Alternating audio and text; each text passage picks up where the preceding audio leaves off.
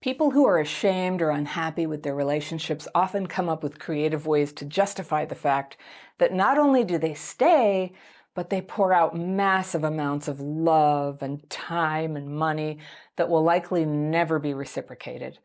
The story they tell themselves is often described as spiritual bypassing. It's a way to dress up big mistakes as amazing and purposeful accomplishments. And believe me, I've done it. And in this video, I respond to a letter from a woman who speaks in a glowing way about her role caring for an avoidant man who is drowning in trauma, who, with his kids, has become totally dependent on her. And she writes, "Dear Anna, get out the fairy pencil. I'm losing my battle." I'm going to call her Diane. Okay, I've got the pencil. "My question is how to keep myself sane and healthy while I support my partner in navigating through his trauma. I'm losing myself. I'm 2.5 years into a relationship with a beautiful man who's been diagnosed OCD, anxiety, depression, and PTSD, likely complex PTSD. He also has, by his own admission, a specialist assessment, a fearful avoidant attachment style. My imperfections lie in my anxious-leaning, secure attachment, with the anxious elements gaining on me rapidly, all right? I'm fortunate to have had a relatively steady childhood. I have a deep sense that part of my service to God in this lifetime is my resulting capacity to love others who have not had the same ease. In addition to my overload of oxytocin and crazy reservoirs of love, I have plenty of my own insecurities and anxieties, some from having very young parents who were struggling with my dad's physical health while they were trying to finish college and navigating being first-time parents. All in all, I have had a blessed and very beautiful life. My kids are grown, generally healthy, happy, and my previous relationships have all ended mutually and kindly. John, my love, did not have it easy. Significant addiction, prison, violence, poverty, and loss in his lifetime." And she never said whether prison was like a parent or this guy himself, which is a big difference, but I don't know, so we'll just average it out. Last year, he had a heart attack and a pulmonary embolism with no known reason. At the time, he was 47, working construction, in great physical shape, ate well, never used drugs, didn't smoke, and minimally used alcohol. The health scare essentially broke all the "I'm okay" denial defenses he had used to navigate his lifetime of trauma. In addition to having a rough childhood, his son ended his own life 10 years ago when he was just 14. Oh, that's horrible. I sincerely believe our bodies do keep the score, and both physical traumas were a result of years and years of repressed trauma.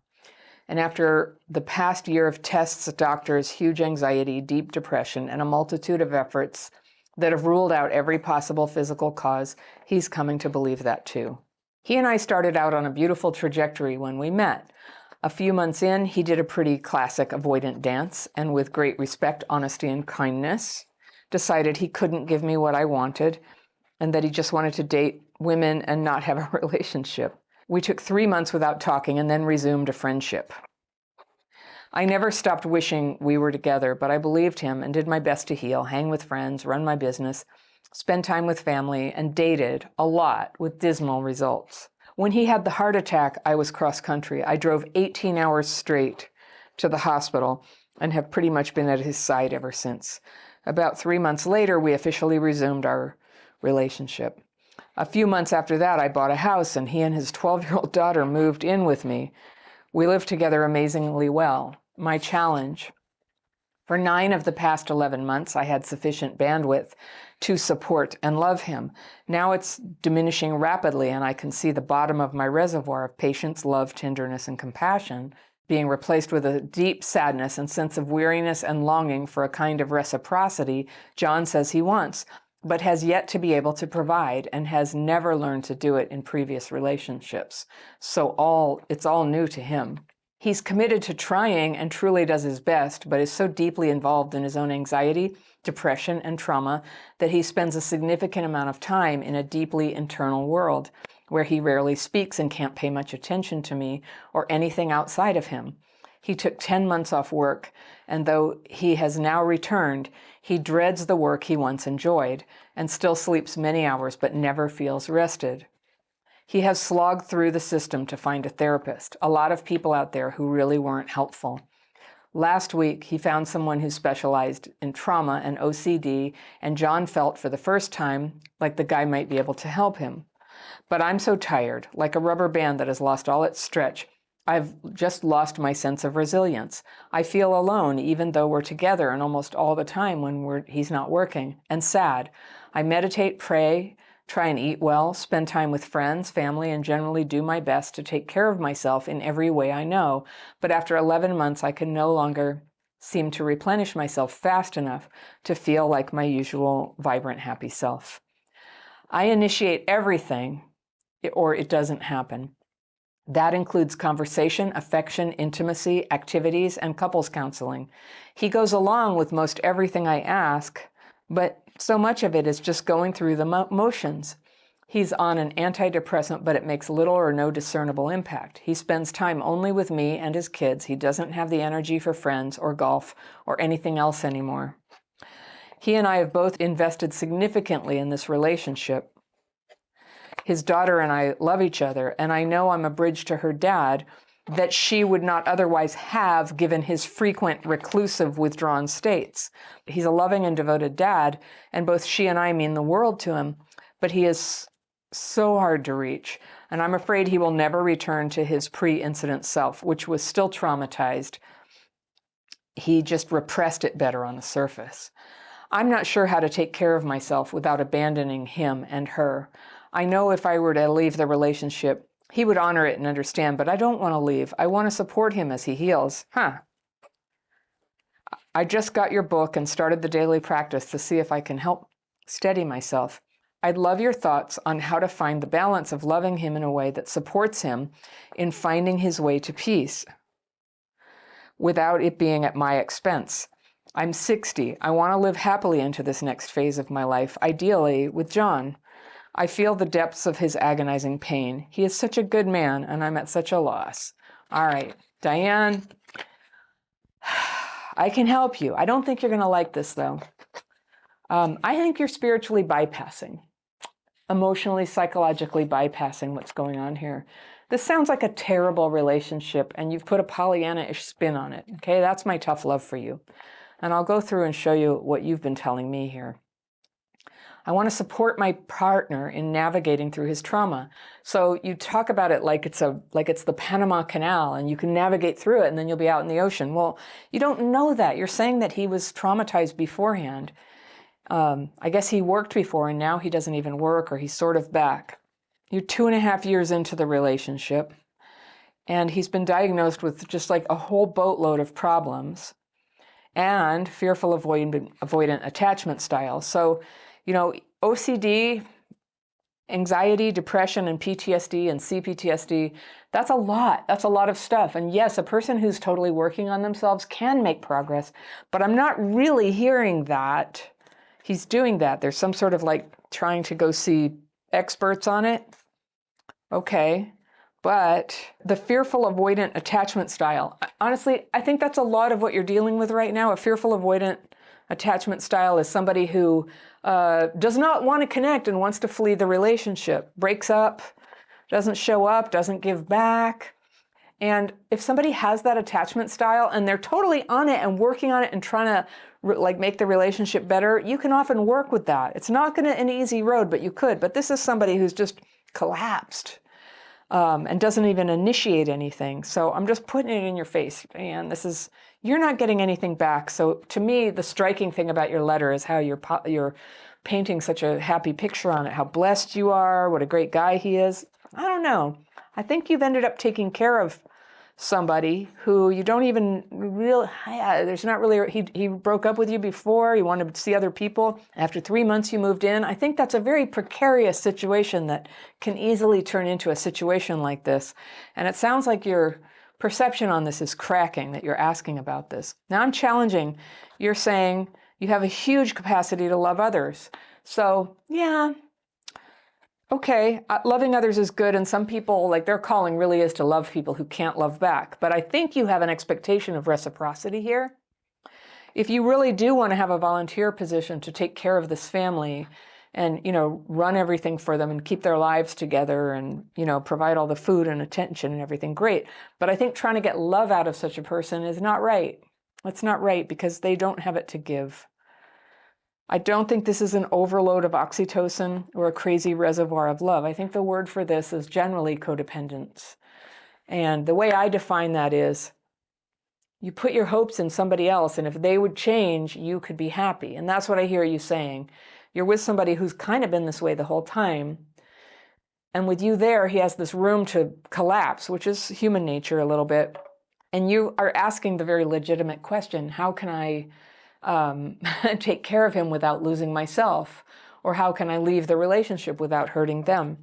So I'm just going to call it out and say, you've already lost yourself. You're painting this rosy picture on this.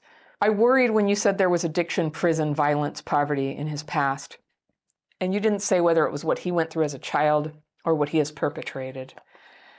So I'll assume it's the former and that he grew up this way. Well, that's a lot. That's a lot. And if somebody is just so trauma broken that they can't really love anybody back, that does happen. And people can heal from that. But I don't think it helps to have somebody pretending that they're in a normal relationship and just going, come on, when are you going to get back on your feet so you can reciprocate with me? It doesn't sound like he's ever really reciprocated. So he had a heart attack, pulmonary embolism. I guess you were first dating him. But here's another clue. This is, as a rule, when I'm getting letters, one way that I immediately go to, this is codependence, is I get a letter that's this many paragraphs, and this many of them are describing the inner life of the other person. You're not really describing yourself. That tells me you're not in touch with yourself. Now, you could say, oh, well, if I was writing about me, but you are asking for my advice. You just said, I'm great, everything's great, I just give so much. And here's tons of details about him and what happened to him in his childhood and how his heart attack happened and how he dreads work and he used to like it, but he sleeps this much. And this is how he feels about his therapist. This is a sign of codependence. This is a sign that your energy is really deeply invested in this other person to the point that you forget who you are. You're a completely separate person and these problems are for him to work out. And I'm not even trying to be absolutist and tough-lovey about that. It's just a fact. This is his stuff. And you say you've both invested significantly in the relationship. So I'm not hearing how he has, honestly. I hear how you have, but he's in retreat. He's just lying down and sleeping a lot. And he has a daughter, and now you feel responsible for her. And you say, I don't want to leave. I want to support him as he heals. But you're putting this picture on him that he's healing. And you don't actually know that. You don't know that he's healing. His healed self is an ideal, an imaginary version of him that you can imagine, but that you're not actually experiencing. And that is what a lot of us do, is we fall in love with the potential of somebody and then we're mad at them. We're disappointed in them that they're not acting like this idea of them that we have. And so I often see this in couples where the relationship, one person is really not giving a lot. The other one will be see if they would just go to therapy, if they would just work on themselves, if they would just realize the trauma. And so I see a variation of that going on with you. He is who he is. Who you see is who he is. Who you are experiencing is who he is.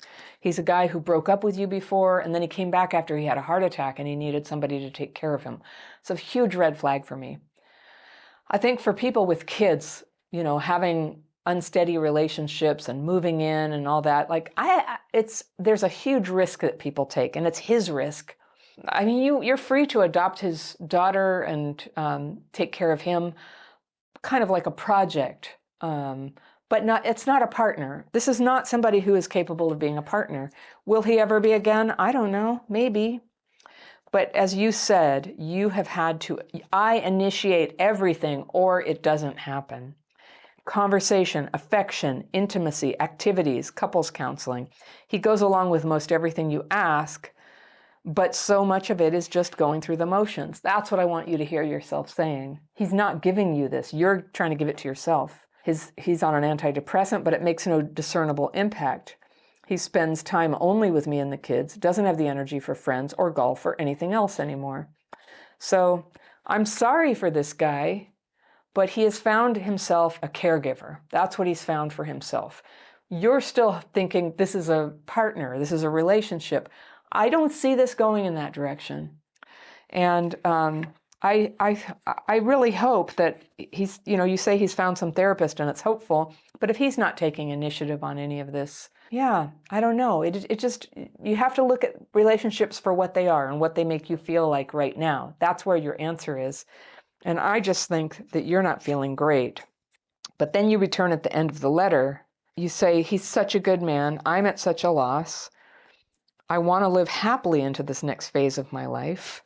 Ideally, with this ideal version of John, right? This idea you have of who he could be if he were not himself, which is who he is. So I think the question to ask yourself is, with the relationship as it is, are you okay with it? Some people do choose to go ahead and live a life of service to somebody else who can't take care of themselves or reciprocate, and to raise their kids. And that would be a, commendable thing to do, but it's not going to give you the, the thing that you state that you're looking for. That's not what it is. So I'm sorry. I'm sorry you're caught up in this. I don't see this having a good outcome. I think if you possibly were to separate, you might be able to get some perspective on it. Sometimes when something is confusing and there's some good element, it's hard for me to hear what the good element is. You're describing so many good things about yourself, meditating, praying, take care of yourself, and doing all that, but just getting drained by this relationship. So, I'm taking you at face value. It's a draining relationship where you don't get loved back. So sometimes I always wish I had happier news, but you know what? Sometimes the path to true love is out of the current relationship where you get nothing back, where you're coming up empty and you're getting hollowed out. Out of that relationship is the next step towards a happy relationship. So it's a tough situation. But I would put in front of you, I would like you to look at the signs of a codependent relationship and consider this. There is help for this. And if you were to get help with this, it might help you get perspective on the relationship. So if you want to know what the signs of a codependent relationship are, I've got a free download for you right here, and I will see you very soon.